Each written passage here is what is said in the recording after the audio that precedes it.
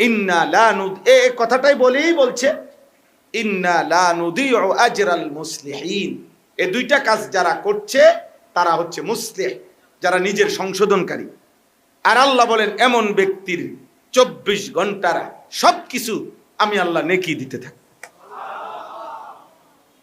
আরো শুনেন কোরআনের আয়াত, সূরা আনকাবুতের মধ্যে আল্লাহ তাআলা বলছেন একদম সেম কথা। সূরা আনকাবুত একটা সূরা আছে কোরআনুল কারীমের 29 নম্বর। ওই ছেলে, এই পাগড়িওয়ালা মোবাইল আলগি দিছো কেন? সাবধান, বুজুর্গির বাপ লইছ। জি, আল্লাহ তাআলা বলেন কোরআনুল কারীমের মধ্যে নবী সাল্লাল্লাহু আলাইহি সাল্লামকে বলছেন আপনি আপনার শতভাগ অনুসারীদেরকে নিয়ে দুইটি আমল করবেন। এক, উতলু মা উহিয়া ইলাইকা মিনাল কিতাব, আপনার উপরে নাজিলকৃত এই কোরআনুল কারীম তেলাওয়াত করেন। ওয়া আকিমিস সালাহ, এবং 5 ওয়াক্ত নামাজ আদায় করেন। সেম কথা। এরপরে আল্লাহ বলেন ইন্নাস সালাতা তানহা আনিল ফাহশাই ওয়াল মুনকার। পৃথিবীর সর্বযুগে সর্বকালে একটি সমাজ সুন্দর করার জন্য প্রতিবন্ধকতা হইল 2 জিনিস, অশ্লীলতা বেহায়াপনা এবং গুনাহ পাপ অপরাধ। এই না, অপরাধ যদি সরে যেত, অশ্লীলতার বেহায়াপনা যদি বন্ধ হয়ে যেত, তাইলেই তো ওই সমাজটা সুন্দর হইতো, নাকি বলেন? তাইলে এটাই বাস্তবতা যে অশ্লীলতা এবং বেহায়াপনা, অপরাধ এবং পাপের মানসিকতা, পাপের প্রবণতা, মদ, জুয়া, চুরি, ডাকাতি, জিনা, ব্যভিচার, বেপর্দা, নাচ গান, সুদ, ঘুষ, কিস্তি, হারাম, অশ্লীলতা, ছেলে মেয়ের অবাধ মেলামেশা, নারী পুরুষের অবাধ যৌনাচার, এই সব হলো অশ্লীলতা। সমস্ত গুনাহ এবং অশ্লীলতা, পাপ এবং অশ্লীলতা। আল্লাহ বলে বন্ধু আমি ওয়াদা দিলাম সমস্ত অশ্লীলতা এবং পাপ কোরআনুল কারীমের নিয়মিত ধারাবাহিক তেলাওয়াত এবং 5 ওয়াক্ত নামাজের দ্বারা আমি আল্লাহ ওয়াদা দিলাম ব্যক্তির জীবন থেকে তা দূর হয়ে যাবে, ব্যক্তিকে এর থেকে ফিরিয়ে রাখবে। তাহলে এই 2 জিনিস ছাড়া সমাজ সংশোধন হবে না।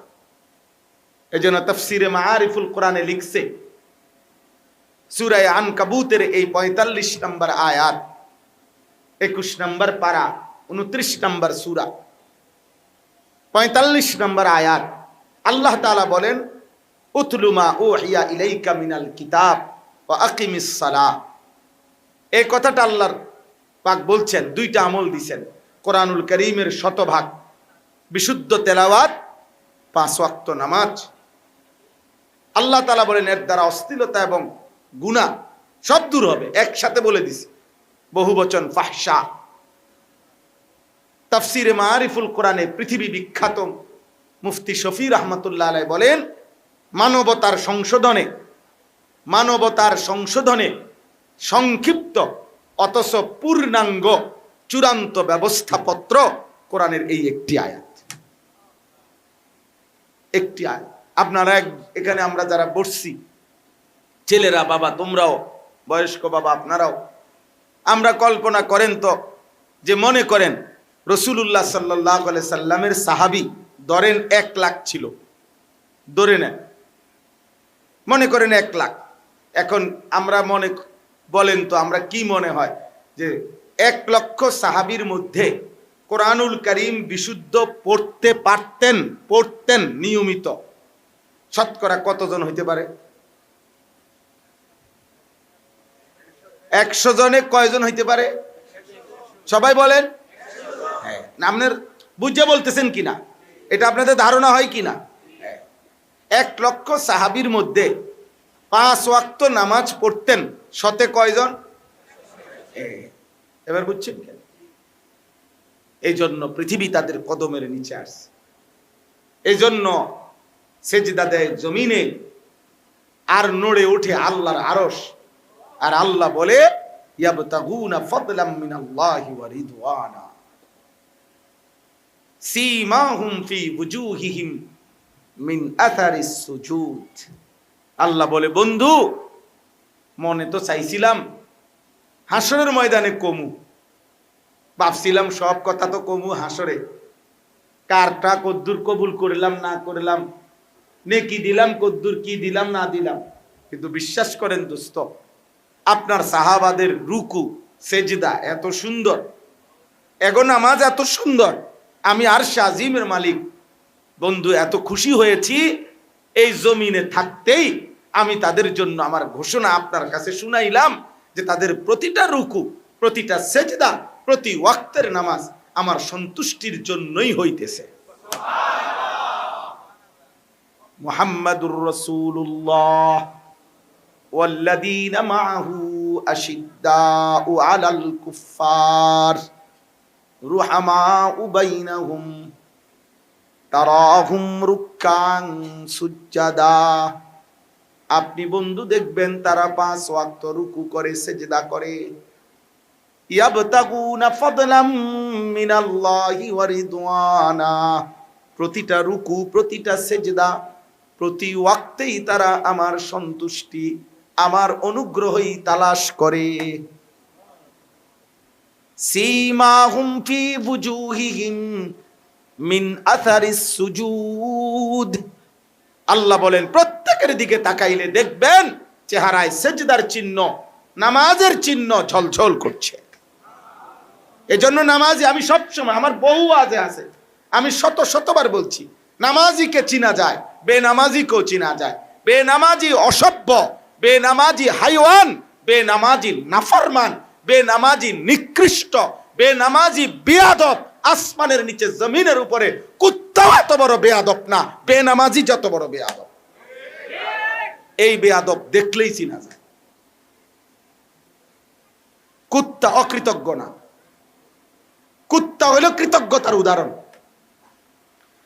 এই পৃথিবীতে যেই কোনো মানুষ জানে এটা, যেই কোনো গবেষক, যেই কোনো পণ্ডিত, যেই কোনো বিধর্মী পণ্ডিতরাও স্বীকার করে, বুঝে, কাফের মুশরিকরাও জানে কুত্তা হইল কৃতজ্ঞ প্রাণী। বুঝেন নাই?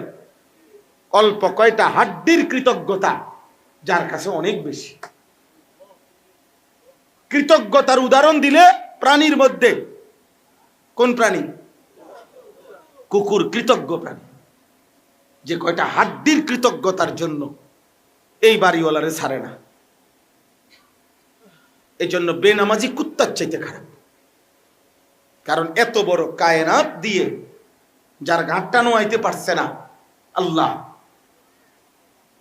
এ কি সাধারণ বেয়াদব? ভেবে দেখেন তো, এত বড় আসমান জমিন, চন্দ্র সূর্য, আলো বাতাস, রোদ বৃষ্টি, সুখ দুঃখ, আনন্দ বেদনা, আহার নিদ্রা, ক্ষেত ফসল, ফুল ফল, স্ত্রী সন্তান, রোদ বৃষ্টি, আয় রোজগার, সম্পদ, নিঃশ্বাস, চোখের দৃষ্টি, কানের শ্রবণ, হাতের শক্তি, শরীরের শক্তি, দিমাগের বুদ্ধি, সবকিছু দিয়ে 24 ঘন্টা, একটা সেকেন্ড, ওমা কুন্না আনিল খালকি গাফিলিন। আল্লাহ বলে, বান্দা বিশ্বাস করো, একটা সেকেন্ড আমি আমার একটা সৃষ্টির থেকে 1 সেকেন্ডের জন্য গাফিল নই। ওমা কুন্না আনিল খালকি গাফিলিন, 1 সেকেন্ড আমি গাফিল না। আমি 1 সেকেন্ড গাফিল হলে আমার এত বড় কায়নাত মিনিটের মধ্যে তছনছ হয়ে যাবে।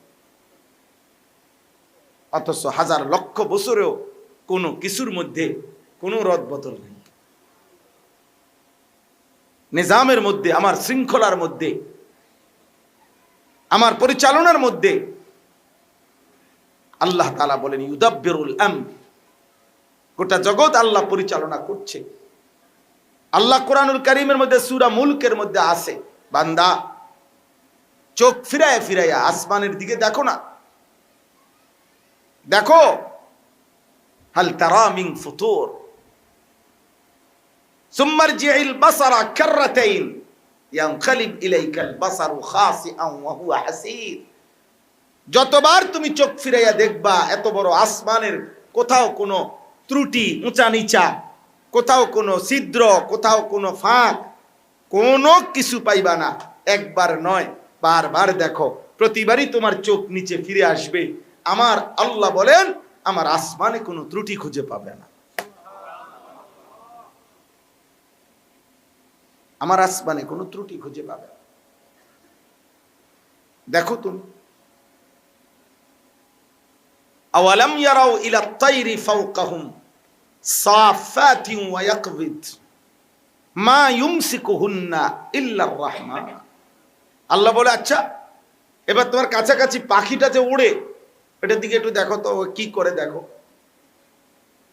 পাখির দিকে দেখো, দেখো সে কিছুক্ষণ দুইটা ডানা বাইর কইরা উড়ে, আবার কিছুক্ষণ উইরা এই আকাশে শূন্যের মধ্যেই ডানাটা ভিতরে ঢুকাইয়া স্থির হইয়া থাকে। এতক্ষণ বুঝলাম ডানা ছাড়াইছে দেখা, সে কি করছে, উঠছে, বুঝলাম আচ্ছা ঠিক আছে, দরনা এটা ফাটছে, ওটা ভিতরে ঢুকাইয়া থাকে কেমনে? আওয়ালাম ইয়ারাউ ইলা তাইর ফাওকাহুম সাফাতিন ওয়া ইয়াকবিদ। কখনো ডানা ছড়িয়ে উঠতে থাকে, কখনো ডানা ভিতরে ঢুকাইয়া স্থির হয়ে থাকে। আল্লাহ বলেন জানো, মা ইউমসিকুহুন্না, এই শূন্যে তাকে উঠতে গেলে অথবা ডানা ভিতরে ঢুকাইয়া স্থির থাকতে গেলে যে তাকে সেখানে আটকাইয়া রাখে সে তোমার আল্লাহ ছাড়া আর কেউ না। মা ইউমসিকুহুন্না ইল্লার রাহমান ইন্নাহু বিকুল্লি শাইইন বাসীর। এমন মালিক কেমনে চিনলে না বান্দা? আহা, বেনামাজিরে কি কর, আমি যা কইছি তার, মনে করেন যা শব্দ বলছি তার ব্যাপারে কোনোটাই যথেষ্ট না। আরো যদি থাকতো ডিকশনারি চাইয়া, আরো যদি গাইলাম যাইতো তো ভালো আছে, বুঝেন না? কারণ আসলেই অকৃতজ্ঞ। আল্লাহর সৃষ্টির কোন সৃষ্টি অকৃতজ্ঞ না। ওয়া ইম মিন শাইইন ইল্লা ইউসাব্বিহু বিহামদি, তো কোরআন শরীফের আয়াত। আল্লাহ তাআলা বলেন আমার একটা সৃষ্টি নাই। ওয়া ইম মিন শাইইন, ইন এখানে ইনে নাফিয়া, ইল্লা ইস্তিসনা, নফি ইস্তিসনা হসর বুঝায়। ওটা আমাদের আরবি গ্রামারের ব্যাকরণের একটা কায়দা কইলাম আর সব আপনারা সবাই বুঝবেন এমন তো কথা না, দুই এক শব্দ তো আমরা কিছু আলগা রাখা দরকার। যাই হোক, তো বুঝাইতে চাইলাম, অর্থ হইল এমন কিছুই নয়, নাই। আল্লাহ বলেন যাই কিছু, যেটাকেই তুমি কিছু বলবা সেই ব্যাপারেই শোনো, ওই কিছুটাই আমি আল্লাহর তাসবিহ পড়ে। এখন আপনারা বলেন তো এটা একটা কিছু নি না, এটা কিচ্ছু না, এটা কিচ্ছু না, কথা বলেন না, এটা কিছুরই, এটা একটা কিছু কিনা, এটা কিছু, এটা একটা কিছু নি। তো যেটাই কিছু আল্লাহ বলেন, যেটাই সাই, এটাই আল্লাহর তাসবিহ পড়ে। এখন এটা কেমনে তাসবিহ পড়ে, এইটার ভিতরে তাসবিহ কি, আবার এইটার ভিতরে তাসবিহ কি, এজন্য আল্লাহ আগেই বুঝাই দিছে, ওয়ালাকিন লা তাফকাহুনা তাসবিহাহুম, আমার প্রত্যেক বস্তুর তাসবিহ তোমরা বুঝবা না, আমারটা আমি বুঝি। তোমারে বুঝাইয়া আমি চলতে হবে। আমি আল্লাহ তোমার মুখাপেক্ষী না, তুমি আমার মুখাপেক্ষী। কথা বলেন না? আমগরে বুঝাইয়া আল্লাহ চলতে হবে নাকি? সবকিছু আমাদেরকে বলতে হবে? তাহলে আমাদের কোনোটা বুঝে আসলেও আলহামদুলিল্লাহ, কোনোটা বুঝে না আসলেও কি যাই হোক। আব্বা, তাইলে প্রথম কথা এটা বললাম, ইসলাম সংশোধন, জীবন গঠন, জিন্দেগি গঠন। ব্যক্তি বলেন, পরিবার বলেন, বাপ বলেন, ফুত বলেন, মা বলেন, মেয়ে বলেন, ছেলে মেয়ে বলেন, আমার কোনো মানা নাই। স্কুলে পড়েন আর কলেজে পড়েন, ইউনিভার্সিটি পড়েন, আমরা এটার দ্বারা কোনো মেন আপত্তি আমাদের এটা না। মেন আপত্তি হইল কোরআনের সাথে যাকে পরিচয় করান নাই, 5 ওয়াক্ত নামাজে যাকে অভ্যস্ত করেন নাই, খোদার কসম এই কোরআন ধরে বললাম সে মানুষ হইতে পারে নাই, ইকোনমিক্যাল অ্যানিমেল হইতে পারে, অর্থনৈতিক প্রাণী যে কিছু টাকা রোজগার শিখছে। আর টাকা রোজগার বানছে পড়ালেখা ছাড়াও করতে পারে। মূর্খ বকলম, নাম দস্তখত করতে জানে না, টিপসই দেয়, এমনও অসংখ্য কোটি কোটি মানুষ আছে যারা হাজার হাজার কোটি কোটি টাকার মালিক। আপনাদের এলাকায় না থাকলে আমার সাথে গেলে আমরা লাকসাম আছে, আমাগো বাড়ির কাছে পাশের ইউনিয়নে একজন আছে, ঢাকা শহরে একটা পূর্ণাঙ্গ মডেল টাউনের মালিক। একটা বিল্ডিং না, মডেল টাউন মানে হলো অনেক বড় একটা এরিয়ারে কি কয় মডেল। উনি ফুডাটার মালিক, কোটি কোটি টাকার মালিক।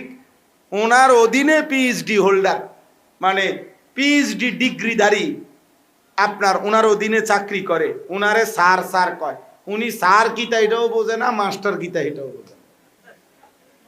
উনি সরেও চেনে না, সরুও চেনে না, উনি শুধু বুঝে টেহা। উনি দেয় টিপসই, টিপসই দিত আরেকজনের দৈরা দেওয়ান লাগে, কোনান দিয়ে দিব এটাও জানে। ও জায়গাটা দেখাই দিত না, কোনান দিয়ে টিপসইটা দিব চেক বইয়ের মধ্যে অথবা ফরমের মধ্যে। আশ্চর্য, এমন একজন এরকম কোটি কোটি। তাইলে দুনিয়া তো মূর্খ অর্জন করছে রে আব্বা। দুনিয়া ভাত মাছ চাল ডাল, স্ত্রী সন্তান দালান বিল্ডিং, ক্ষমতা মাতব্বরি নেতাগিরি। হ্যাঁ বলে বলে এমন উচ্চ পদস্থ ব্যক্তি, উচ্চ পদস্থ ব্যক্তির আইডি কার্ডের মধ্যে লেখা আছে যে আপনার শিক্ষাগত যোগ্যতার মধ্যে স্বশিক্ষিত, মানে আলাদা কোনো ফার্স্ট টাস নাই, এমনি নিজে নিজে পড়ছে অনেক কিছু, অনেক কিছু পড়ছে, অনেক কিছু চিনে। এই যে এটা আম গাছ, এটা জাম গাছ, কইতারে শিক্ষিত, এটারে কয় আর স্বশিক্ষিত, মানে নিজে নিজে বুঝে, এমনি কোনো ফার্স্ট টাস নাই, এসএসসিও না, দাখিলও না, কিচ্ছুই নেই। তাইলে এই জন্য বললাম, অথচ দুনিয়ায় উচ্চ পদস্থ ব্যক্তি, সম্পদশালী, দুনিয়া ভোগ করছে, দুনিয়া ভোগ করছে। ইনসান হওয়ার জন্য, মানুষ হওয়ার জন্য কোরআন জরুরি। কি জরুরি বলেন? নামাজ জরুরি। একই কথা বললাম। আল্লাহ তাআলা বলছেন ওয়ালা যিকরুল্লাহি আকবার, আয় ওয়াসসালাতু আকবার। আল্লাহ বলেন আমার জিকির সবচেয়ে বড়। তাফসীরে আছে অর্থ হচ্ছে নামাজ সবচেয়ে বড়, নামাজ সবচেয়ে বড়। আল্লাহু ইয়ালামু মা তাসনাউন, আল্লাহ বলে তোমরা যাই করছো আমি আল্লাহ তাআলা জানি। এজন্য বাবা দয়া করে আপনাদের কাছে এই ছোট্ট সময়, যেটুকু সময় আপনাদের সামনে মূল কথা এটা বললাম, জিন্দেগির এই ইসলাহি মাহফিল আমরা খুব গুরুত্ব দেই, গুরুত্ব দেই। মাওলানা সাহেব বলছেন, অনুরোধ করছেন, অনেক নওজোয়ান ভাই সাথে ছিলেন। আমার তো এটা ফিকির থাকে, এই বছর এই প্রচন্ড গরমের মৌসুমে আলহামদুলিল্লাহ আল্লাহর দয়া, কোরবানির ঈদের দিন রাত্রে শুধু আমি বয়ান করি নাই, কোরবানির ঈদের দিন ঠিক বৃহস্পতিবার, তাও ঈদগাহে বয়ান করছি 1 ঘন্টা। হ্যাঁ 7:30 ঈদের জামাত, 7:24 26 বাজে গেছে ওই পর্যন্ত বয়ান করছি। কমিটির সব দাঁড়ায় রয়েছে, এরা বিবৃতি দিবে, আমি কোনো ওয়াজ নাই, টাকা উঠানো দরকার, এই তো এই উড়াই লেবো, দেখবেন মানুষ দিব টাকা, আপনি চিন্তা করেন নাই, তার হুদা এনে কপ মারেন না, বয়ে বসেন শুনেন। আলহামদুলিল্লাহ। তাইলে এই প্রতিদিন আগের রাত্রেও, বুধবার রাত্রে কোরবানির ঈদের আগের রাত্রে, মানে সকালে কোরবানির ঈদ, সেদিনও আলহামদুলিল্লাহ আমি আসার পরে যখন বয়ান করছি, আল্লাহর মেহেরবানি শ্রোতা ছিল সর্বোচ্চ 11 থেকে 12 জন। একেবারে 12 জন হইতো না, আরো কম হইতে পারে, কিন্তু আমি 1 ঘন্টা টাইম গুরুত্বের সাথে মনোযোগ দিয়ে বয়ান করছি। আমার আখিরাত দরকার, আমার নেকি দরকার। আমি সংখ্যা গুণী করব কি, উপস্থিতি বাড়াইয়া কমাইয়া তো আমার কিছু আসে যায় না। ফেরিওয়ালা যেই গলিতে মাল বিক্রি হয় সেই গলিতেও ঢোকে, যেই গলিতে মাল বিক্রি হয় না সেই গলিতেও ঢোকে। এমন অনেক গলিতে ঢুকছে ফেরিওয়ালা, যে গল্লির এই মাথার থেকে ওই মাথায়, আবার ওই মাথার থেকে এই মাথায় ডাকতে ডাকতে আসছে, কেউ ফিরাও মালটার দিকে তাকায় নাই, ফেরিওয়ালা বলা বন্ধ করে নাই। আল্লাহর কথা বলতে হবে, আবার বলে যেতে হবে, বলে যেতে হবে। হাদিসে আছে এমন নবী কিয়ামত জায়গাটা সাগর বানায় ফেলছে। এটা এখনো আছে পৃথিবীতে। জর্ডানে, মধ্যপ্রাচ্যের একটা দেশ আছে জর্ডান, সিরিয়া এর কাছাকাছি, ওইখানে আছে এখন ডেড সি বলে, মৃত সাগর, আল বাহরুল মাইয়িত, মৃত সাগর। এখানে এটা ওই কওমে লূতের অভিশপ্ত জায়গা, যেখানে আজ পর্যন্ত কোনো গাছ, কোনো উদ্ভিদ, কোনো পোকা, কোনো কিছুই ওই পানিতে 1 সেকেন্ডের জন্য টেকে না, বাঁচে না, সিস্টেম নেই। এবং আমরা তাফসীরের মধ্যে পড়ছি ওইটাই যে ওই এলাকা, এটার প্রমাণ কি? প্রমাণ হইল পৃথিবীর নদী এবং সাগরের আল্লাহর কুদরতি ভাবে নিজাম হইল, প্রত্যেক নদী প্রত্যেক সাগর কোনো না কোনোটার সাথে গিয়া মিলছে নাকি? বুঝেন না? এন থেকে ওইখানে এটাই সিস্টেম। সাগর আরেক নদী আরেকখান দিয়ে কি একটা না একটা লগে মিলছে, মানে চারিদিকে কি ব্যারিকেড, এমন সাগর হয় না, এমন নদী হয় না, পুকুর হইতে পারে, খাল হইতে পারে। নদী সাগর মানেই হলো একখান দিয়ে একখান দিয়ে কি আরেকটার লগে মিলছে, কিন্তু এইটা আর কোনো কিছুর লগে মিলে, চারদিকে কি আছে, রাউন্ড আছে। এটা কওমে লূতের অভিশপ্ত এলাকা, নাউজুবিল্লাহ। কওমে শুআইব আরেকজন না, শুআইব আলাইহিস সালামের কওমকেও ওই তৃতীয় জনের মতো, তৃতীয় জন হইল সালেহ আলাইহিস সালাম, ওনার কওমের মতো প্রথমে ভূমিকম্প, এরপরে ফেরেশতার বিকট চিৎকার দিয়ে আল্লাহর আযাব দিয়ে চিরতরে আল্লাহ শেষ করে দিছে। এখন আমি এটা কি কইতে চাই, এই কথাটা কেন বলতেছি, এটা দরকার বুঝান। এই কথাটা বলতেছি, এই 5টি কওমের সবচেয়ে বিস্তারিত পাপের বর্ণনা আল্লাহ এই সূরাতে দিয়েছে, আরো সূরাতে আছে, কিন্তু কোরআনুল কারীমে এই 5টি অবাধ্য জাতির 3টা জিনিস। 1 নাম্বার হলো তাদের নাফরমানি, 2 নাম্বার নবীদের দাওয়াত, 3 নাম্বার আল্লাহর আযাব। এই 3 কথা সবচেয়ে বিস্তারিত পূর্ণাঙ্গ আল্লাহ তাআলা এই সূরা হুদের মধ্যে উল্লেখ করছেন, বিস্তারিত বলছেন।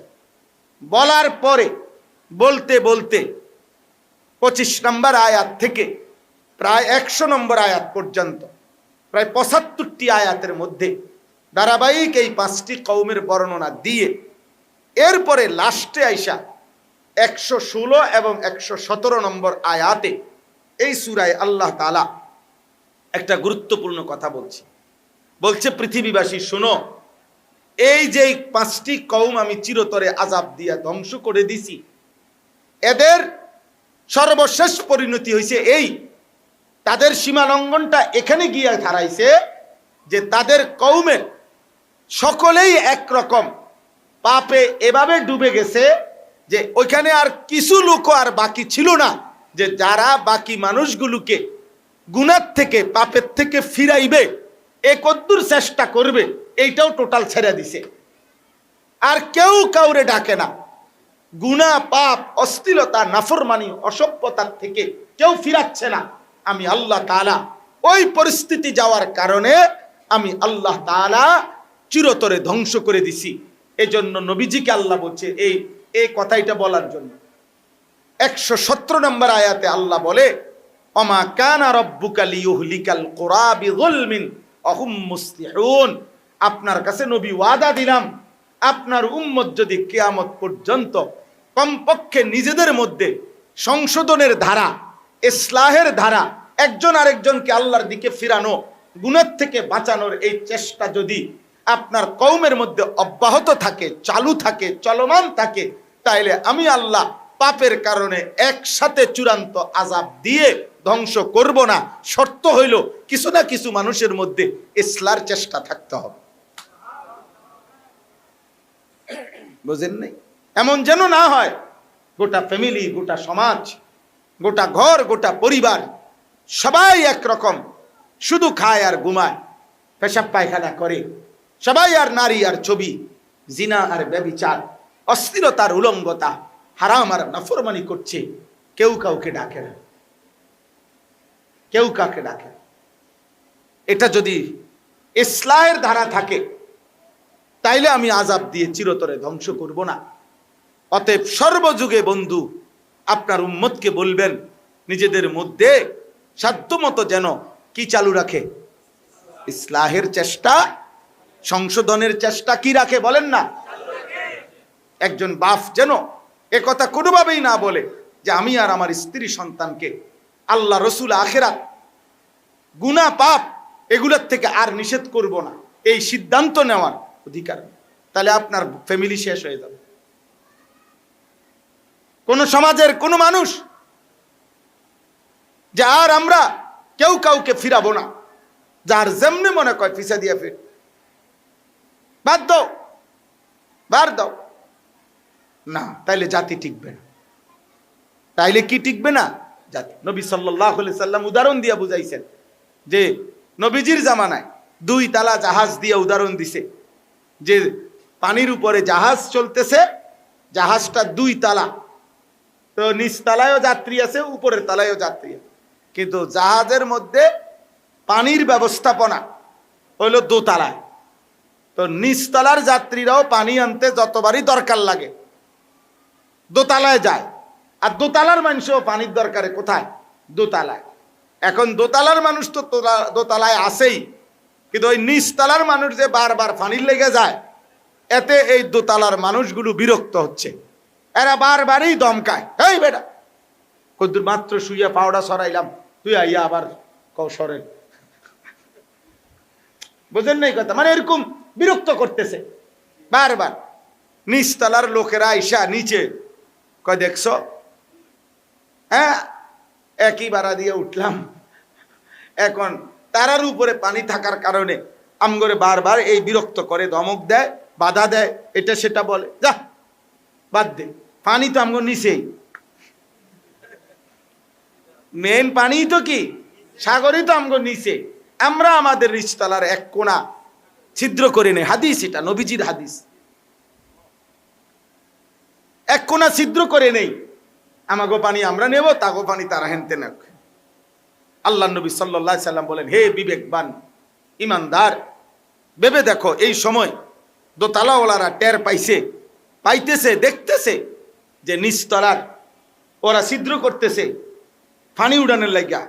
2 তালার তারা যদি যা তো কোহালে তোরা ফিসা দিয়া ফিট, তো উর্ফে আইস না, ঝামেলা করিস না, নিচি দিয়ে ছিদ্র করে নে আর বালতি দিয়ে নে, আমরা জানি না, যা তো বেজাল করিস না, এই কথা যদি বলে, তাহলে নিচতলা উপর তালা 2 তলার যাত্রী কেউ বাঁচবে? তাহলে এই 2 তলার যাত্রীদের তখন দায়িত্ব কি? যেই কোনো মূল্যেই নিচতলার এই মানুষগুলোকে এই ছিদ্র করার থেকে কি দেওয়া? বাধা দেওয়া, বিরত রাখা। এটা শুধু নিচতলার মানুষদেরকে বাঁচানোর স্বার্থে না নিজেদেরও বাঁচার স্বার্থে? আব্বা আমার কথা শেষ, এটাই মেন কথা, এটাই মেন কথা। বাপ, এই মোল্লা মৌলবী, বিশেষ করে এই কওমি মাদ্রাসার হুজুররা এই মসজিদ মাদ্রাসাগুলোতে প্রতিনিয়ত আপনাদেরকে গুনাহ থেকে ফেরাইতে চাচ্ছি, আর বিনিময়ে কত জনের কত ষড়যন্ত্র।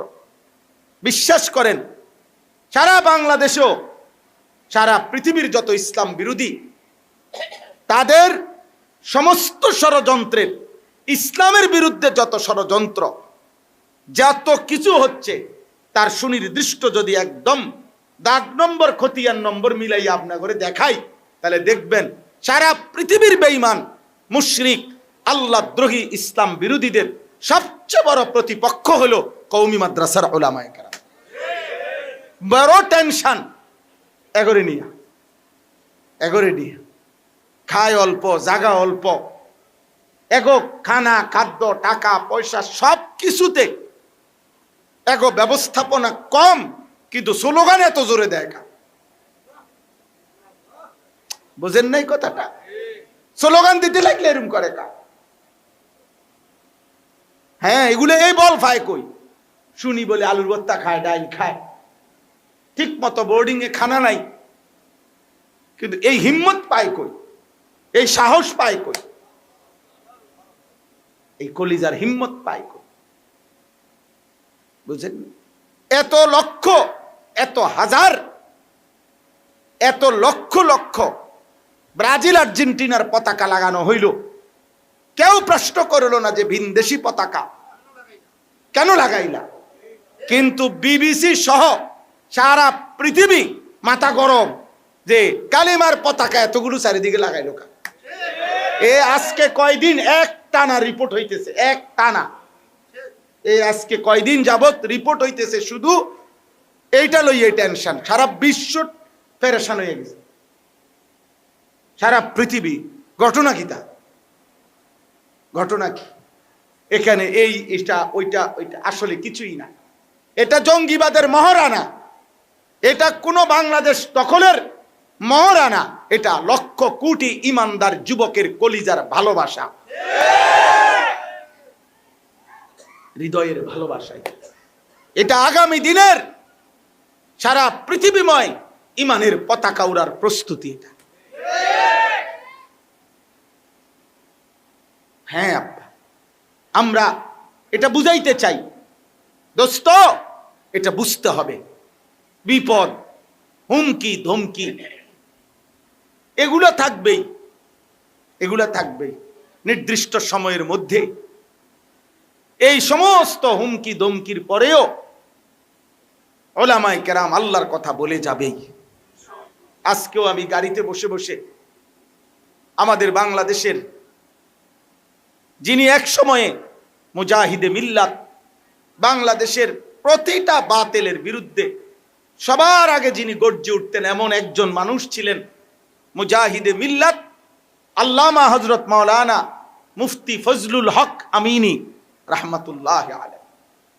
মনে পড়লো যে হায় আমিনী, আজ যদি আপনি থাকতেন তাইলে আমাদের মধ্যে আরো বেশি হিম্মত থাকতো, আরো বেশি হিম্মত থাকতো।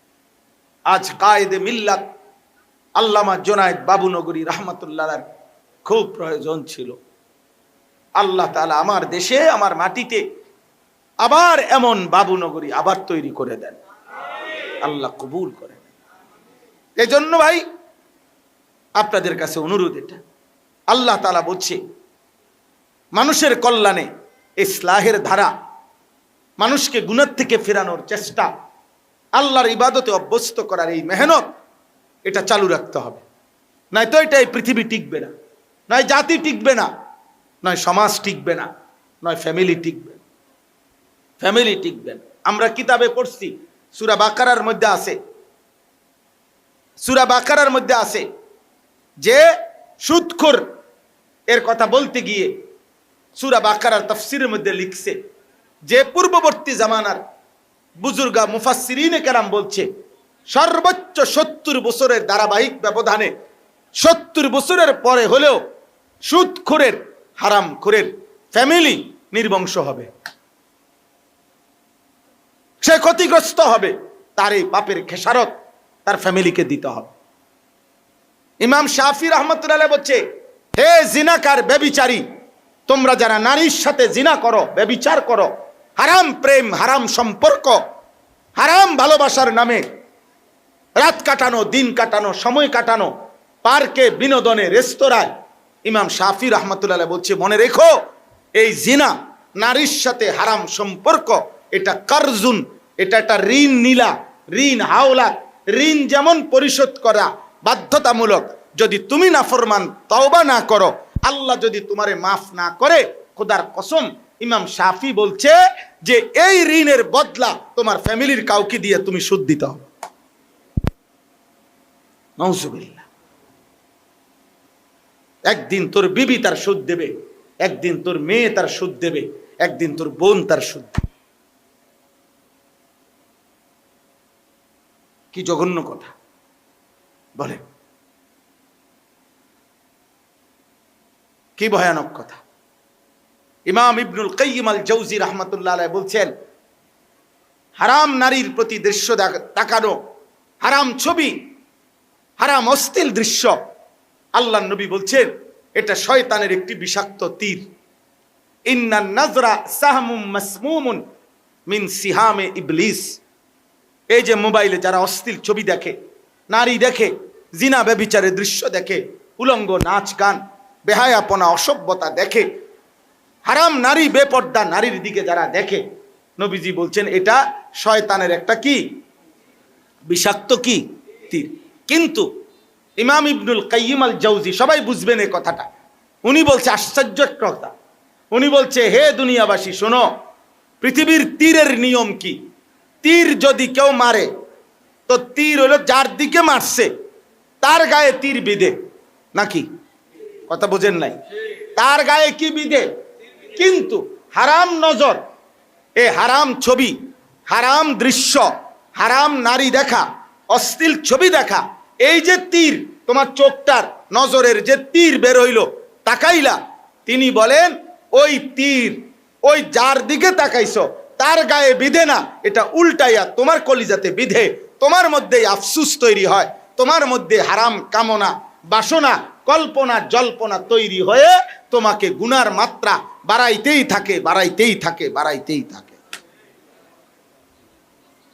এজন্য হারাম নারী দেখলে, হারাম ছবি দেখলে, অশ্লীল দৃশ্য দেখলে ওই তীর নারীর গায়ে লাগে না, ওই তীর উল্টাইয়া আবার কার গায়ে পড়ে? নিজের গায়ে।